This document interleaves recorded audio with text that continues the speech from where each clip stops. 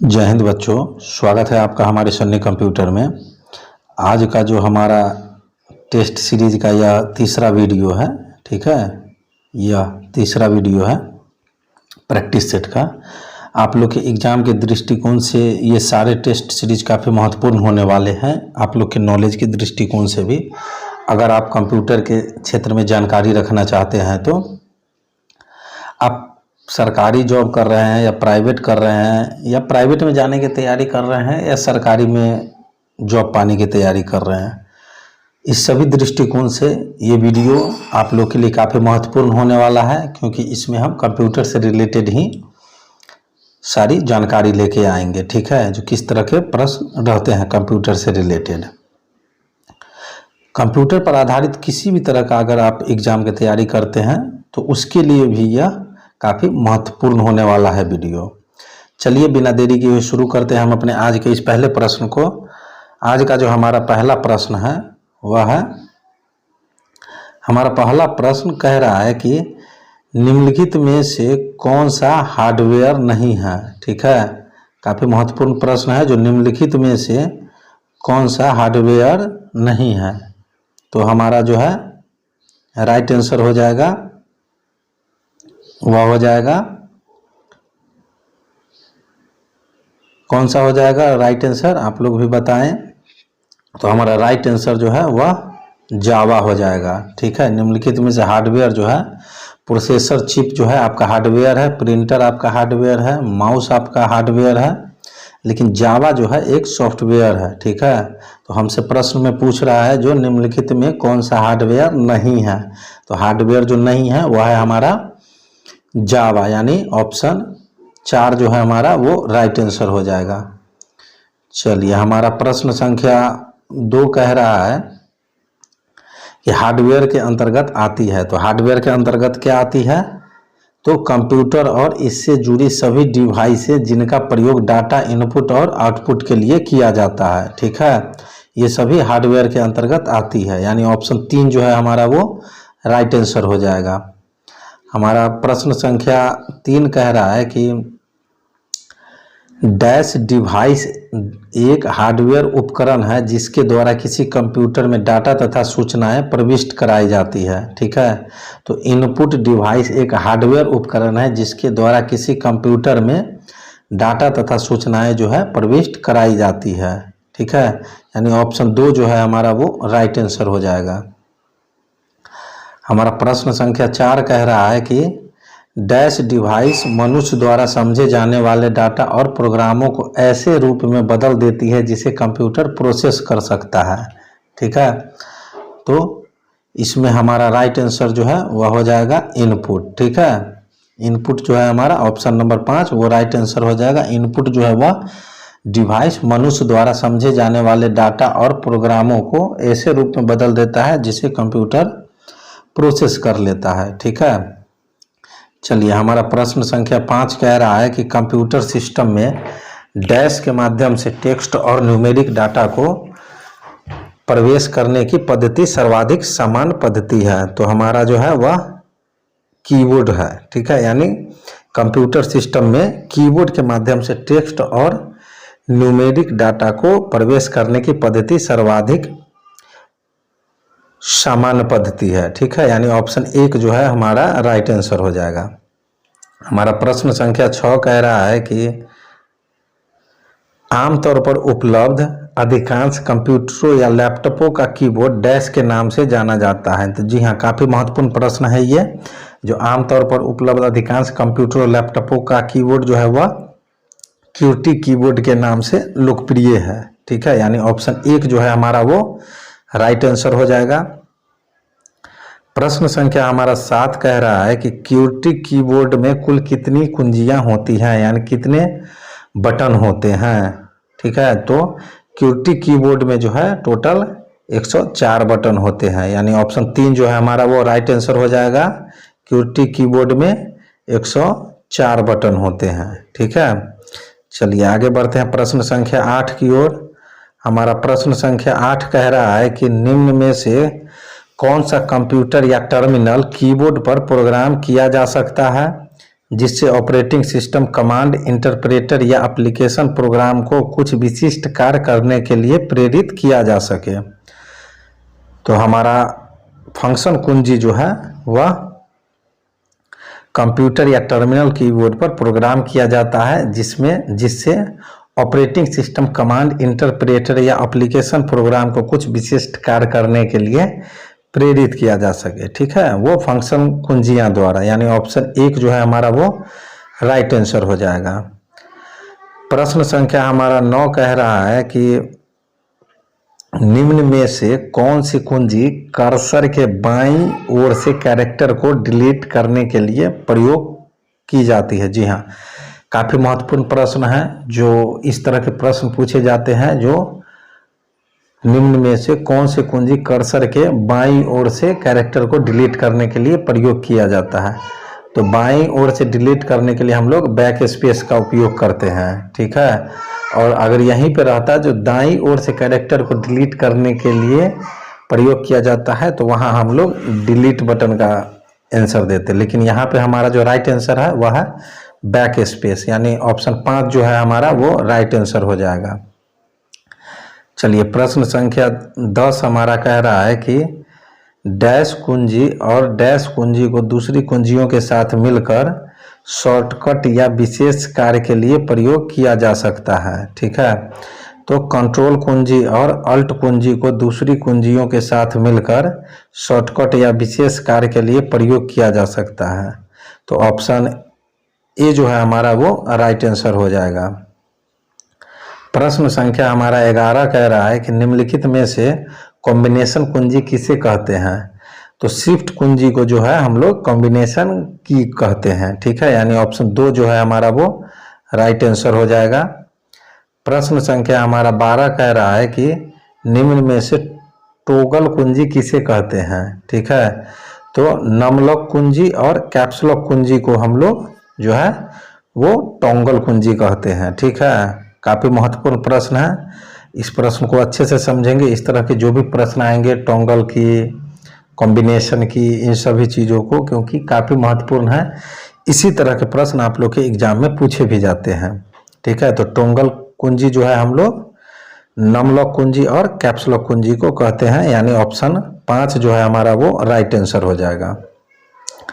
प्रश्न संख्या हमारा 12 कह रहा है कि एंटर कुंजी किस बटन को दबाने का एक वैकल्पिक तरीका है। तो एंटर कुंजी जो है वह ओके बटन दबाने का एक वैकल्पिक तरीका है, यानी ऑप्शन 1 जो है हमारा वो राइट आंसर हो जाएगा। ठीक है,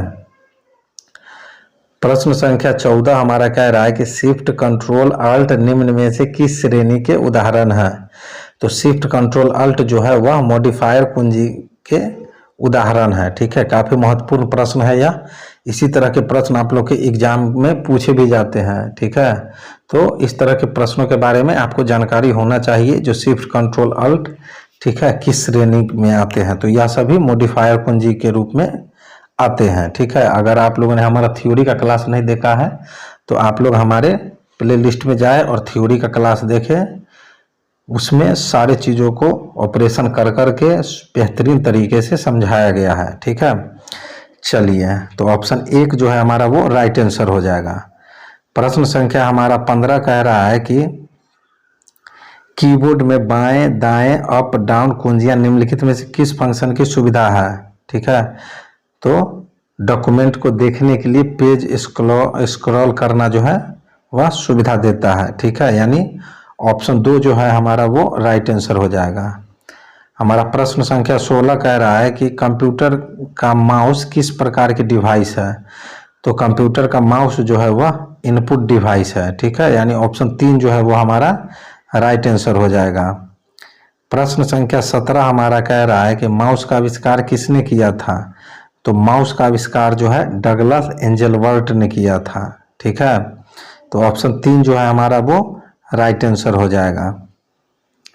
प्रश्न संख्या 18 हमारा कह रहा है कि टेक्स्ट में आपकी पोजीशन दर्शाने वाले ब्लिंकिंग पॉइंट को कर्सर कहते हैं। ठीक है, ये तो काफ़ी महत्वपूर्ण प्रश्न है, पूछे भी जाते हैं बार बार। जो टेक्स्ट में आपकी पोजीशन दर्शाने वाले ब्लिंकिंग पॉइंट को क्या कहते हैं, तो उसको हम लोग कर्सर कहते हैं। ठीक है, यानी ऑप्शन 2 जो है हमारा वो राइट आंसर हो जाएगा। प्रश्न संख्या हमारा 19 कह रहा है कि इनमें से कौन सी पॉइंटिंग और ड्रॉप डिवाइस है। तो इनमें से जो है वह माउस जो है हमारा पॉइंटिंग और ड्रॉप डिवाइस है। तो ऑप्शन 1 जो है हमारा वो राइट आंसर हो जाएगा। ठीक है।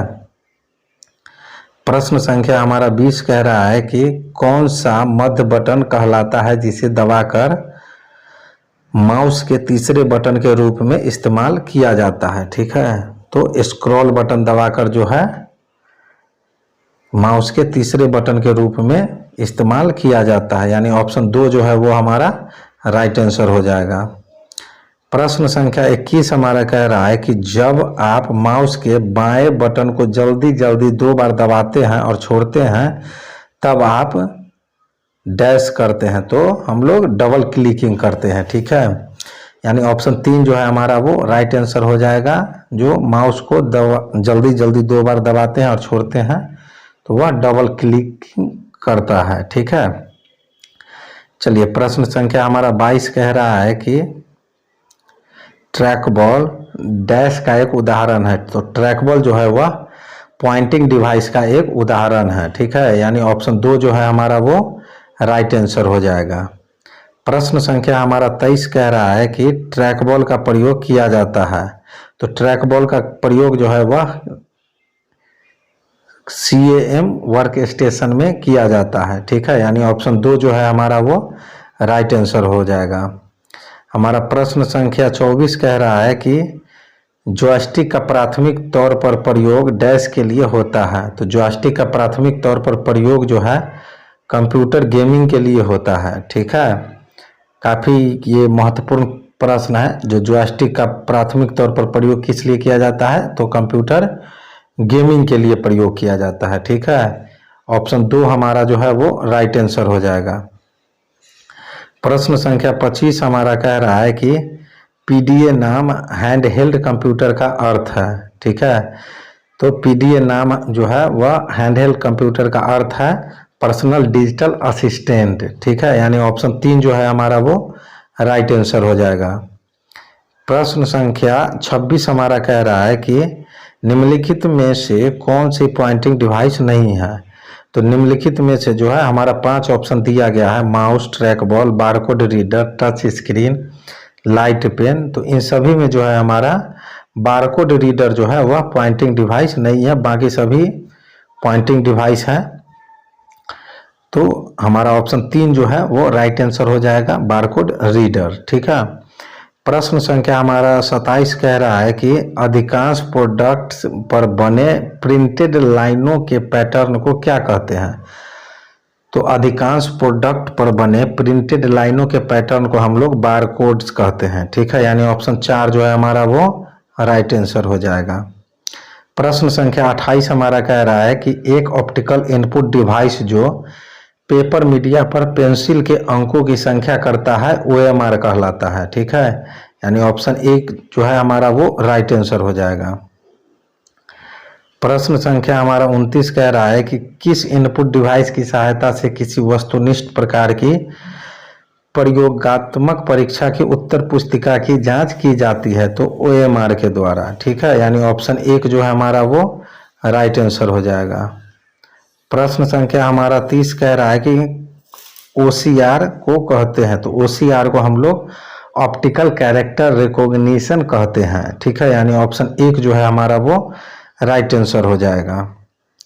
प्रश्न संख्या हमारा 31 कह रहा है कि OCR प्रकाश स्रोत की सहायता से कैरेक्टर की डैश को पहचाना जाता है। ठीक है, पहचानता है। तो OCR प्रकाश स्रोत की सहायता से कैरेक्टर की शेप को पहचानता है। ठीक है। यानी ऑप्शन 2 जो है हमारा वो राइट आंसर हो जाएगा। चलिए प्रश्न संख्या 32 हमारा कह रहा है कि MICR में C निम्न में से C जो है हमारा वह निम्न में से किसके लिए उपयुक्त है। ठीक है, काफी महत्वपूर्ण है। MICR में C निम्नलिखित में से जो है कैरेक्टर के लिए महत्वपूर्ण है। ठीक है। यानी ऑप्शन 3 जो है हमारा वो राइट आंसर हो जाएगा। प्रश्न संख्या हमारा 33 कह रहा है कि बैंकों में चेकों को पढ़ने के लिए निम्न में से कौन सी विधि का प्रयोग होता है? तो बैंक में चेकों को पढ़ने के लिए MICR विधि का प्रयोग होता है, ठीक है। यानी ऑप्शन 3 जो है हमारा वो राइट आंसर हो जाएगा। प्रश्न संख्या हमारा 34 कह रहा है कि स्मार्ट कार्ड क्या है, ठीक है। तो स्मार्ट कार्ड जो है वह है माइक्रो प्रोसेसर कार्ड है, ठीक है। यानी ऑप्शन 2 जो है हमारा वो राइट आंसर हो जाएगा।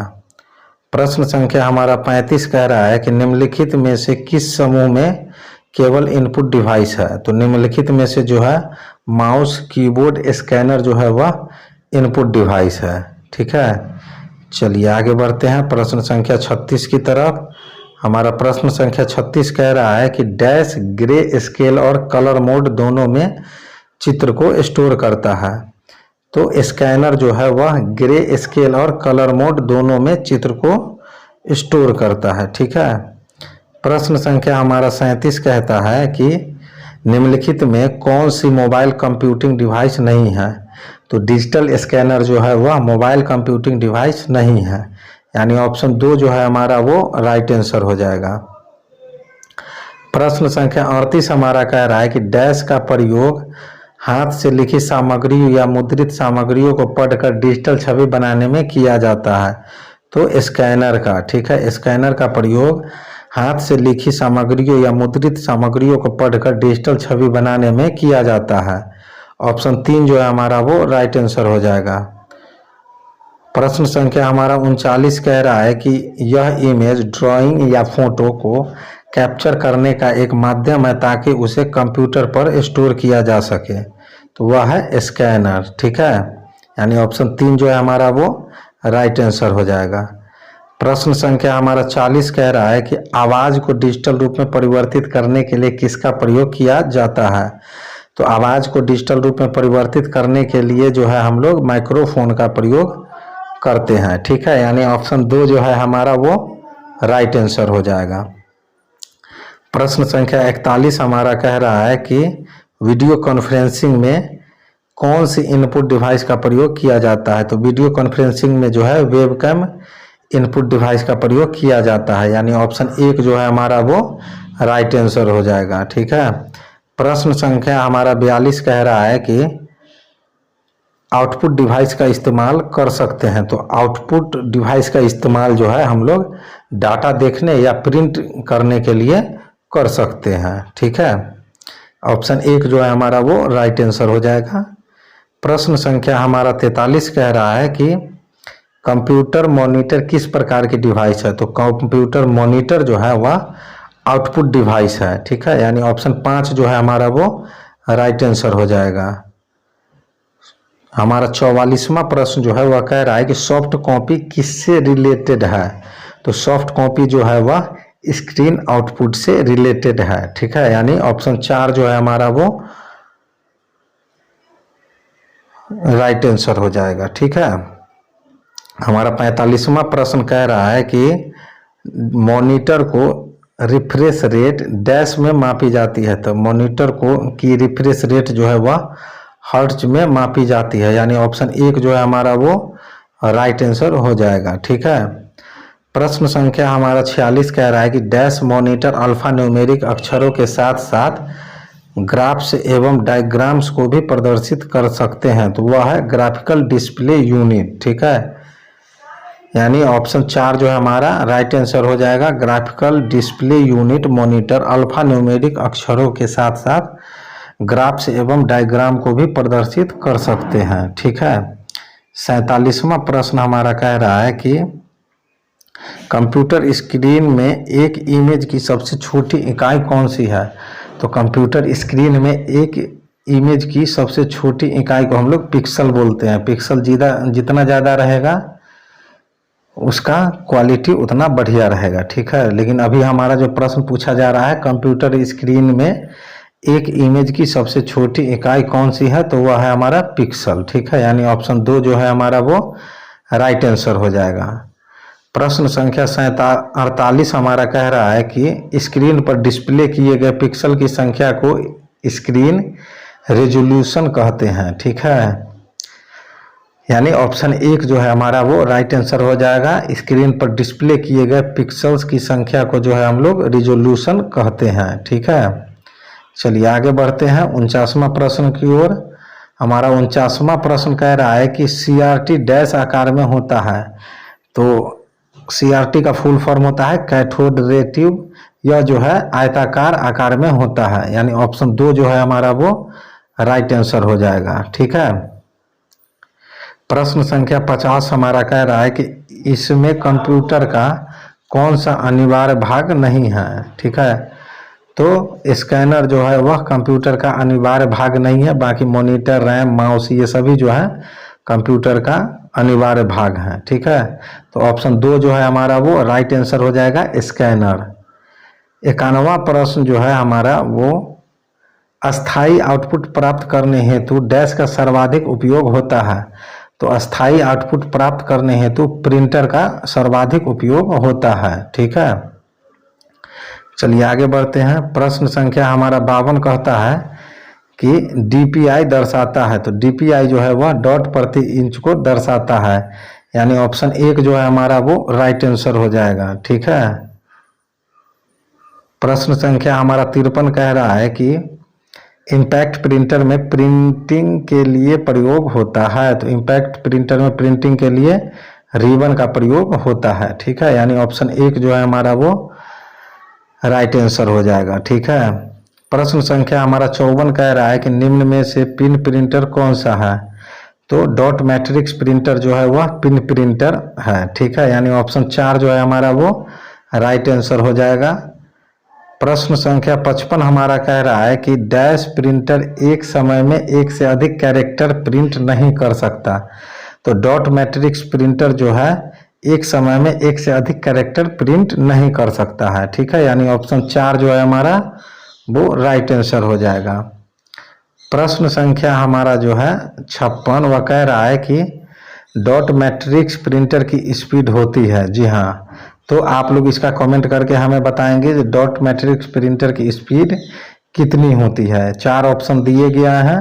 पहला ऑप्शन है 45 से 300 अक्षर पर सेकेंड, दूसरा ऑप्शन है 30 से 200 अक्षर पर सेकेंड, तीसरा है 20 से 50 अक्षर पर सेकेंड और चौथा है उपरोक्त सभी। तो आप लोग कमेंट करके इस प्रश्न का आंसर हमें बताएंगे। ठीक है, प्रश्न संख्या 56 का जो डॉट मैट्रिक्स प्रिंटर की स्पीड कितनी होती है। ठीक है, चलिए आगे बढ़ते हैं। प्रश्न संख्या 57 हमारा कह रहा है कि डॉट मैट्रिक्स प्रिंटर द्वारा छपाई किसके माध्यम से की जाती है। तो डॉट मैट्रिक्स प्रिंटर द्वारा छपाई बिंदुओं के माध्यम से की जाती है। ठीक है, यानी ऑप्शन 1 जो है हमारा वो राइट आंसर हो जाएगा।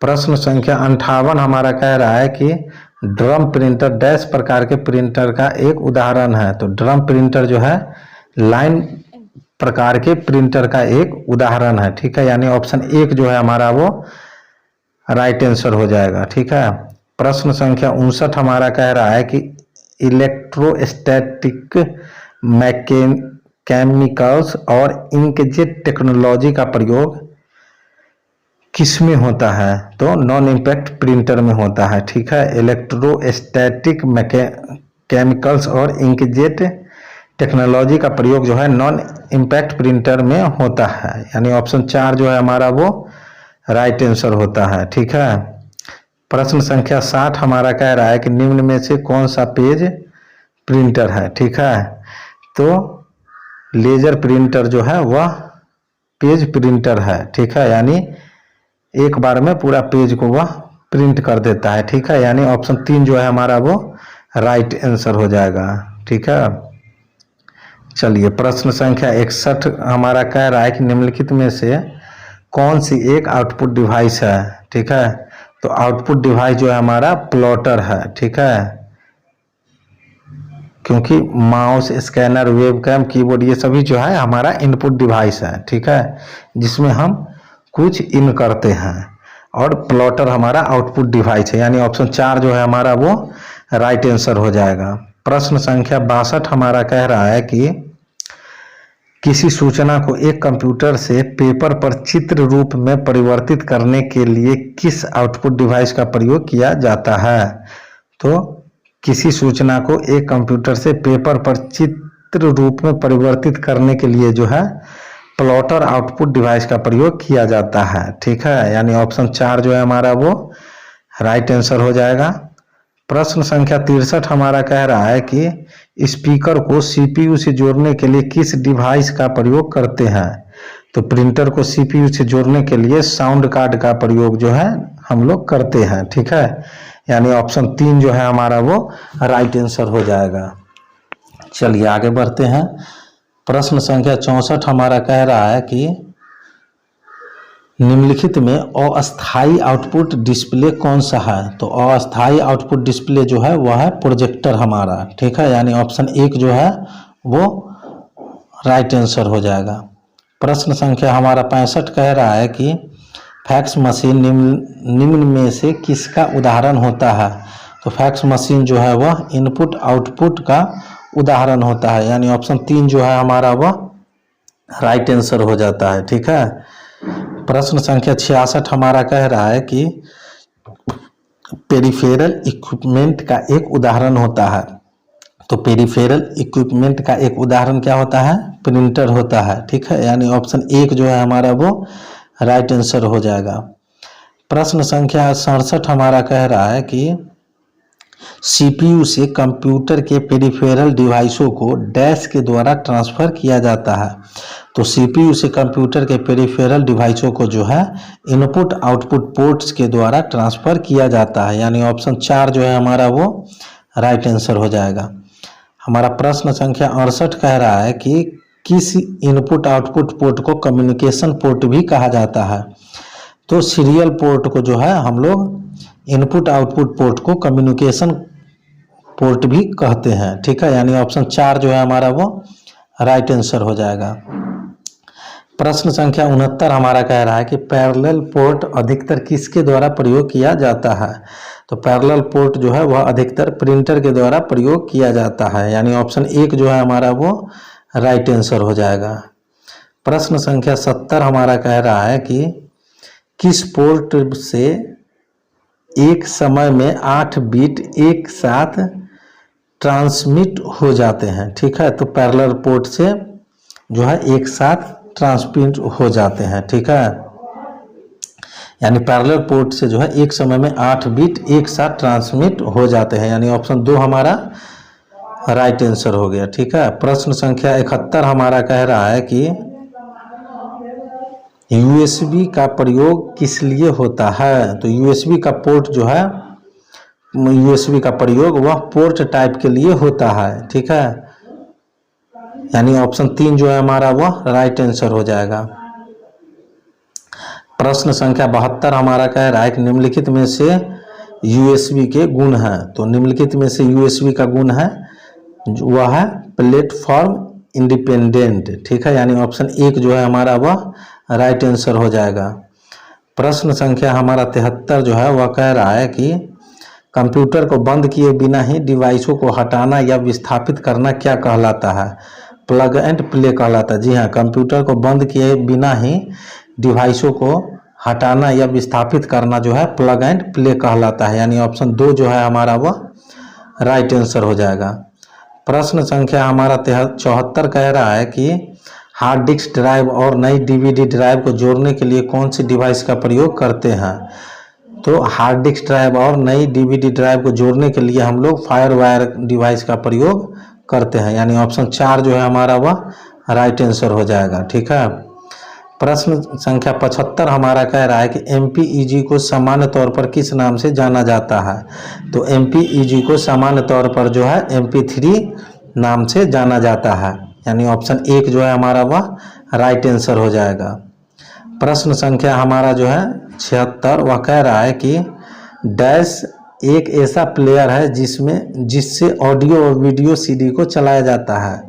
तो एमपीईजी एक ऐसा प्लेयर है जिससे ऑडियो और वीडियो सीडी को चलाया जाता है, यानी ऑप्शन 1 जो है हमारा वह राइट आंसर है। प्रश्न संख्या 77 हमारा कह रहा है कि विशेष प्रकार के संगीत उपकरणों को साउंड कार्डों से कौन सा पोर्ट जोड़ता है। काफ़ी महत्वपूर्ण प्रश्न है।